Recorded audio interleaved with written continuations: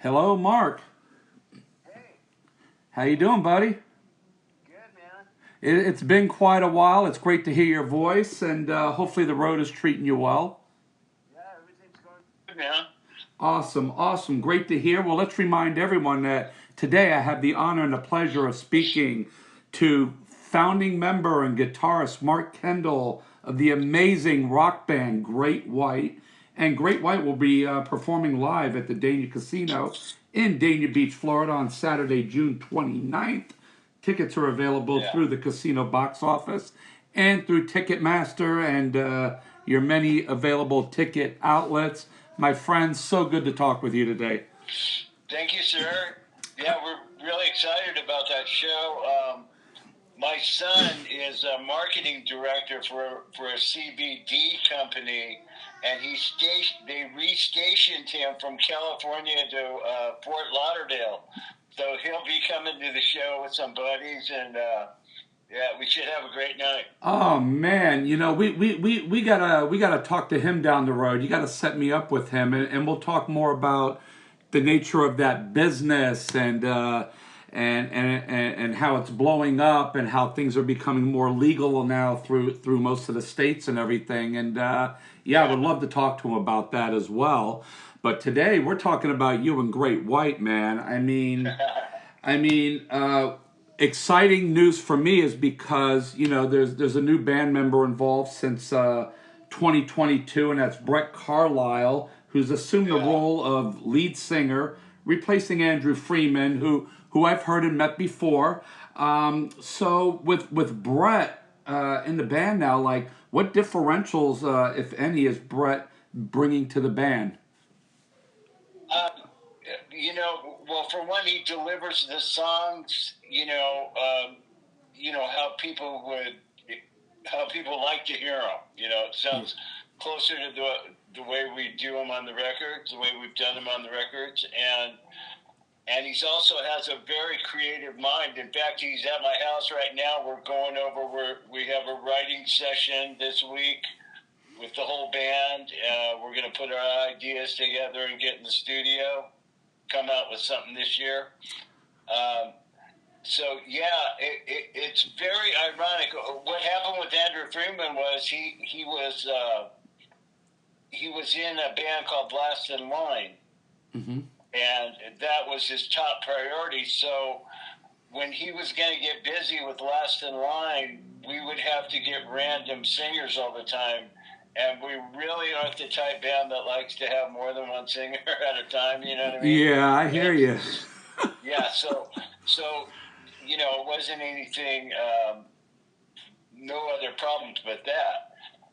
But anyway, so we had three different singers audition with to a tape that we stripped the vocals off of that just had a couple big songs on there. And we got the tape back, and Brett sounded the best of three. So I was a little nervous, because we weren't going to rehearse, and I kind of demanded we rehearse, and so we jammed with him in Vegas. And the night he did the show, my headphones, I couldn't really hear him singing, so I didn't know he was killing it until after the show when people were coming up to me. And then I saw on Facebook somebody had done a cell phone video of one of the songs. It was actually from our first album called Ticket. Yeah. And he just nailed the highest notes, like perfect. And I was completely blown away. It was just shocking to me because, like I said, I couldn't hear him that night. Mm-hmm. My headphones, his voice wasn't that loud in my headphones. I use in-ears now. I've been using in-ears for a couple of years now. And I didn't hear him, so I didn't know how good he was singing. And then within a couple of days, it was like world news. It was like everybody had seen him on, just from cell phone videos from the show. And literally in Italy, the UK, Germany, all the, metal sludges and whatever, all the the kind of dirt-seeking magazine, Yeah. online magazines, were saying how great he was. I, So he really handles it. He's, totally professional. Nothing overwhelms him. He gets out there and just totally kills every night. I've been looking at some of those videos on YouTube because I've never seen him live, and I'm totally blown away just from what I'm seeing. And I know the sound quality isn't usually that great through some of these cell phone videos and such.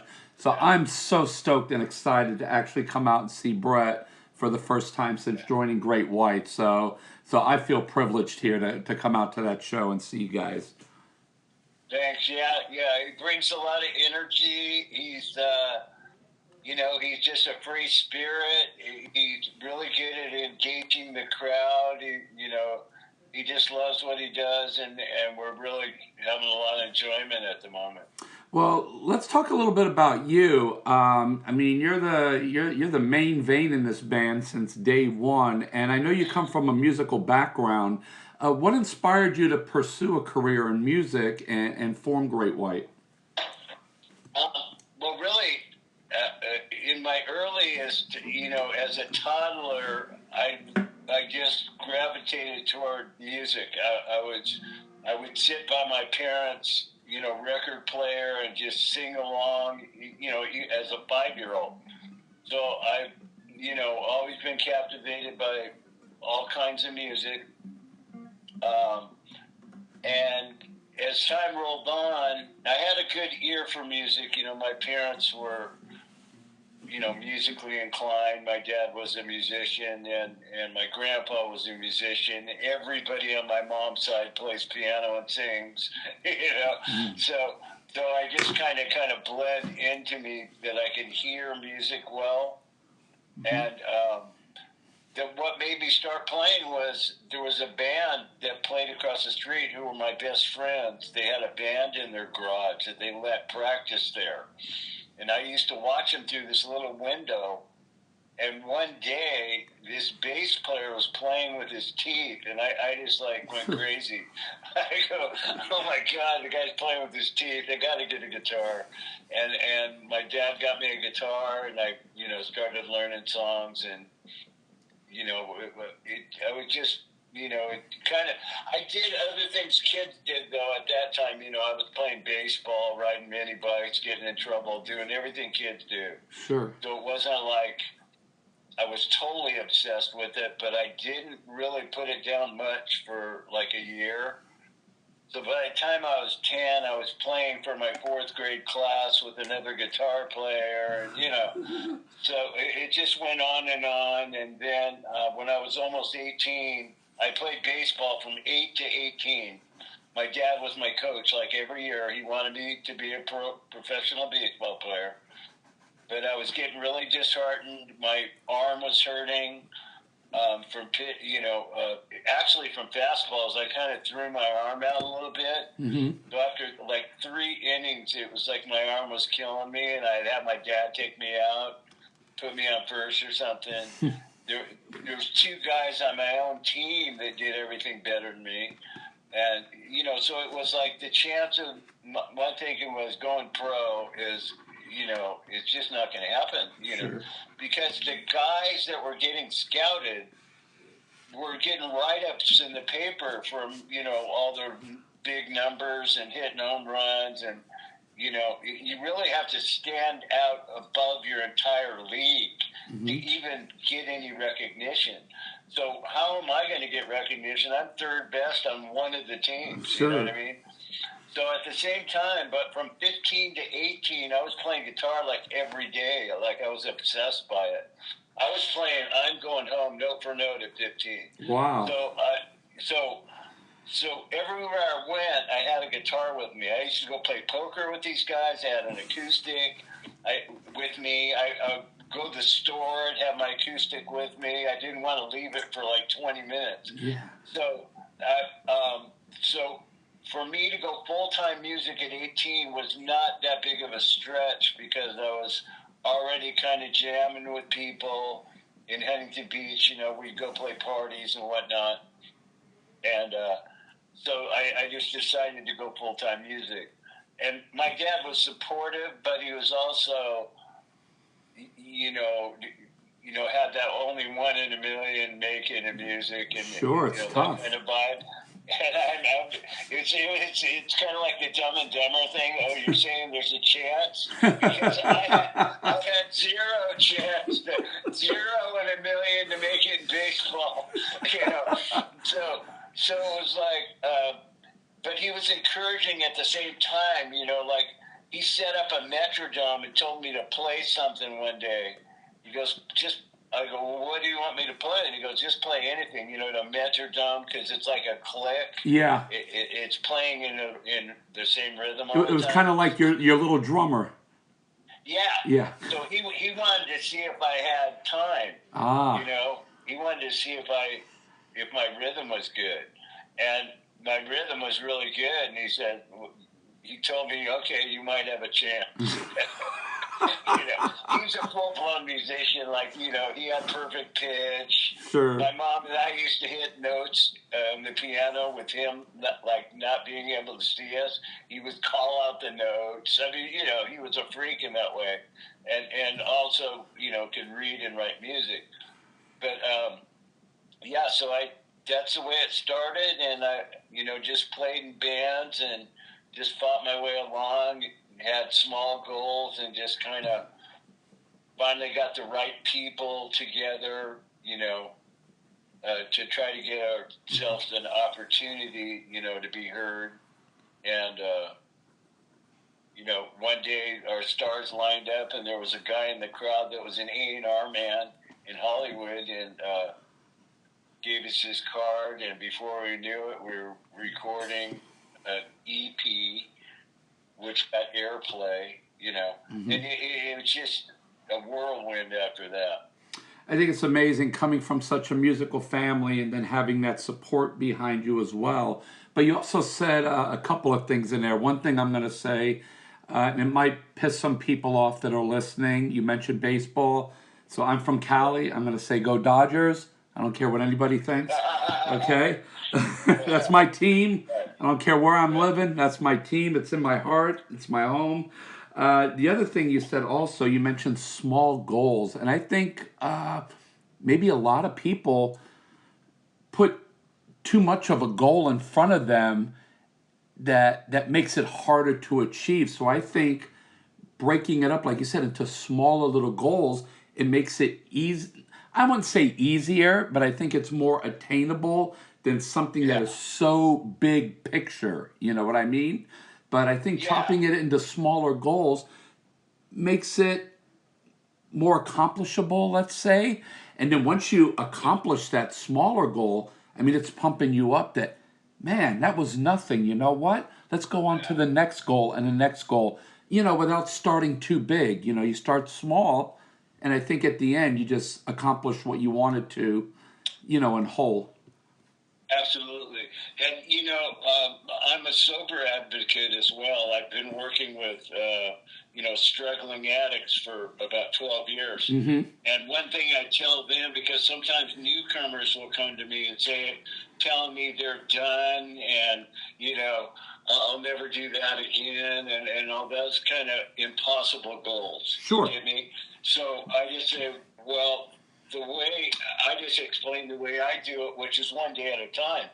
And, it's just an easier thing to reach if you wake up every day and just go, I'm just going to stay sober today. Yes. You know what I mean? Yes. So it's similar to that. It's like, although when we, in our early years, we used to pretend a lot. Like, we were doing interviews with each other with little cassette players and stuff, You were honing your craft, man. Like, literally pretending like we were getting interviewed by a journalist. Yeah. You know what I mean? And pretending like we're playing the Forum when we're, like, in the living room, and stuff like that. So there's something to say about that, I don't totally believe it, but like the law of attraction or whatever. Yeah. It's like you put things on the wall that you want one day, and all of a sudden it starts happening.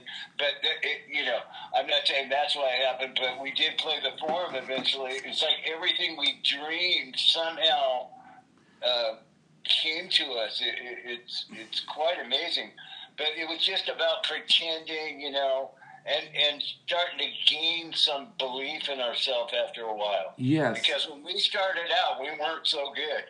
I mean, it's the type deal where Mom keeps coming in the garage asking us to tone it down. Yeah. I always laughed at that term too. Instead of turn down the volume, just take a little treble off. That's it. Tone it down. But anyways, you just keep firing away, and it's that human connection and playing together a lot, and just taking our lumps, going out there and just continuing to play and play and play. You get better. You know what I mean? You improve, and so in that way, I really like the way that we started out crummy in a garage and we got better. There's just something to say about that. It's you feel like you put in the work and good things happened, and it's a good feeling. Well, you said that Brett's over there right now at your place, and you guys are laying down some vocals, maybe some tracks and stuff, and you're looking at a time frame, maybe a year or so, before we get some new material from Great White? Probably sooner than that. Actually, Brett and I have been going over to a friend of mine for the past year named Tracy G. He used to be in D.O., he was in a band called World War III. He's like a friend of mine. We've been friends since we were teenagers. His studio is a little more advanced than mine, so we've been doing demos there. But over the next week, we're doing, everybody in the band is presenting their ideas to each other. So we're going to write as a group. And my drummer has a studio at his house. So Brett and I are fixing to go down there, and over the next week, we're going to have a few writing sessions, but I think it'll be before a year. We're hoping to maybe have something out this year, because we're not really sure exactly how we're going to do it. We're talking to a lot of people about the way we might do it, and the best way for the music to get to the people without getting lost. Like, for example, maybe releasing a song and a video and another song, like two at a time. Yes. Or because it's going to be free right out of the gate. So it's not like, instead of bombarding people with 12 songs, the way it is today, it's not like when we were teenagers and you go by, physical graffiti and sit there and listen to it all day. Sure. It's different. It's downloading. It's 2 songs from these guys, 1 song. You know what I mean? Yes. So there's not that personal human connection like it used to be. So we're just thinking, maybe we'll release 2 songs so people can latch onto that and then give them a couple more later, or something. Yeah. I'm not saying that's not carved in stone, but that's just, some of the talks we're having. I think it's a fantastic idea, and actually, Bon Jovi did that with their new album Forever, where they released one several months in advance of the whole album's release. Then just recently did another song, and then now, of course, the month of June, the whole album is out. So I think it's like giving someone a gift and just slowly unraveling it. You know what I mean? Building up that anticipation. Yeah. I like that idea. You release a song, and then a couple months we'll buy another one, and then give them the full album. Absolutely. That's definitely a great way to do it too, because they're hearing 2 things that maybe they really love, and it makes them want to go check out what else is under there. Absolutely. So that's a good way to do it. Like I said, we're talking to a lot of people, and that have experience in today's world as far as the business and stuff like that. So we'll figure out the best way to do it. But, our main thing is getting the music to the people. That's always been my goal. Yeah. I don't care, in the days of selling millions of records or whatever. I was always curious on what people thought more than the dollars.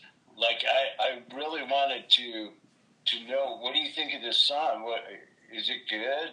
Exactly. I had like friends, that I would go to like immediately, in that window of time after you're done recording, and you got to wait for all the, artwork and all the, you got a couple months, you got to wait to know if you're good or not, you know what I mean? So I had a couple friends that were like my worst critics, I'd take them the songs and get feedback. I wanted the feedback more than anything. Yes. And that's the way it is with me today. I just want to know what you think. Did I get it right or what? And this is the beauty of social media. You put something out there, and I mean, within 10 minutes, somebody's chiming in on it, Yeah. So you get that instant gratification. It's funny because you put in so much work, and then somebody will just say it sucks, It's got to be disheartening, because one thing I noticed, if you love a song right out of the gate, like when you first hear it, like the first listen, you might grow away from it to where if it grows on you a little, like, that was pretty good, and then you listen maybe 2 or 3 more times, it's like, oh man, I'm starting to really get this tune. This is cool, I kind of like songs like that, I'm not saying like you can write a song that way, but right. You just do the best you can, and we write in a way that we think it's the best, and then just kind of pray people will like it. That's the way it's always been. Well, Great White has had amazing success since day one. You guys are continuing to put out great music, and that's great to hear that maybe in less than a year we'll have a reason to get together and talk again. We're going to try to get it out this year. Good. We'll get a couple songs out. We just want to, do a killer video and put out a song and 1 or 2 songs, and maybe one. I like the way you just told me Bon Jovi did it. That's pretty smart. So yeah, but we're working. We got a window of time right now, so we're taking advantage of it. Good, and that'll give us something to talk about real soon again. And let's remind everyone that we're talking with guitarist and founding member of Great White, Mark Kendall, and Great White will be performing again live at the Dania Casino in Dania Beach, Florida. It's going to be hot as hell, and you guys are bringing even more heat, which is great. And that's going to be Saturday, June 29th. Tickets available at the casino box office and pretty much wherever tickets are sold online. Mark, I want to thank you so much again for taking time out of your schedule to talk with us today. And we love to do giveaways on our website. If we bring a guitar, brand new, gorgeous, amazing guitar, would the band be willing to sign it so we can give it away on our website to a lucky fan? Absolutely.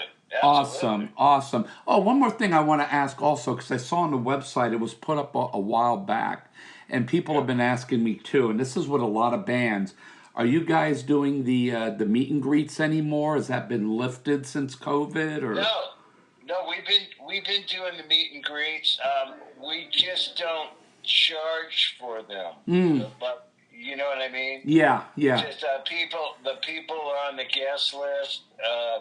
Usually the venues we play have a big guest list, and we usually do meet and greets with 30, 40 people maybe. Yep.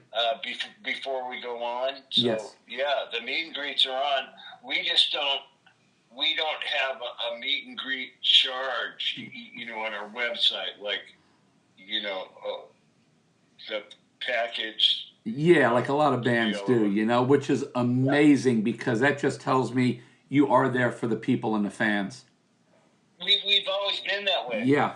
I mean, we never leave any venue until all pictures are taken and everything's signed. Yes. From day one, we've always, been appreciative of the fans, and I'm not kidding you.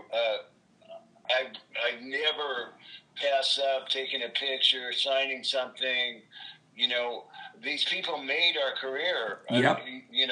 And we grew up together. That's the main thing, So we're all like, our fans are our friends, and they have memories from our music growing up. So it's just like we do. We're fans too. So Yeah. it's the same thing with us. And kids were brought into this world with your music too. Yeah, I'm sure. yeah, absolutely. And so that the thing with our fans, this isn't. We are truly have so much gratitude toward having such loyal fans. Everywhere we play on Earth, people are in front of that stage singing our tunes, and so it's a total blessing, and we want to give back, and they got stuff to sign. We've been to Germany sometimes and playing festivals, and a guy will walk up and literally have every single thing we've ever done. Yeah. just like one person, and we are totally happy to sign it. We're gonna need another Sharpie over here. Yeah, it's like the dude will have like things I've never seen before. You know what I mean? Oh man, That's amazing. Well, we're looking forward to seeing you, and looking certainly to meet Brett as well and hear him perform live. And again, Saturday, June 29th, Dania City Casino. Safe travels to you and the guys, my friend, and I can't wait. Thank you, Bill. Appreciate it, man. See you then, buddy. Okay. Bye-bye. Bye-bye.